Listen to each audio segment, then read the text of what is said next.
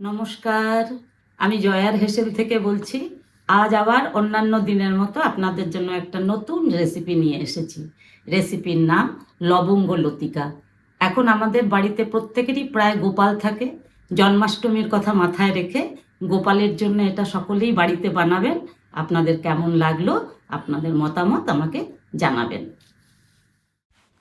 সামনেই জন্মাষ্টমী, অনেকের ঘরেই গোপাল আছে এবং জন্মাষ্টমীতে এই লবঙ্গ লতিকাটা করে দেখতে পারেন আপনারা, খুব ভালো লাগবে। সামান্য কিছু ইনগ্রিডিয়েন্টসেই লবঙ্গ লতিকা তৈরি হয়ে যাবে। এতে লাগছে ময়দা, চিনি, সুজি, ঘি, দুধ এবং লবঙ্গ। আমি প্রথমে সুজি ঘিতে ভেজে নিয়ে একটু সুজির হালুয়া করে রেখে দিয়েছিলাম। এবার আমি ময়দাটা ভালো করে ময়াম দিয়ে মেখে সুজির পুর ভরে ভাঁজটা একটু দেখবেন আপনারা, রুটির মতো করে নিয়ে মাঝখানে সুজিটা দিয়ে দুটো পাশ ফোল্ড করে আবার উল্টে নিয়ে উল্টো দিকটা ফোল্ড করে একটা করে লবঙ্গ গুজে দিতে হবে। এই লবঙ্গর ব্যবহার আছে বলেই এই মিষ্টিটার নাম লবঙ্গ লতিকা।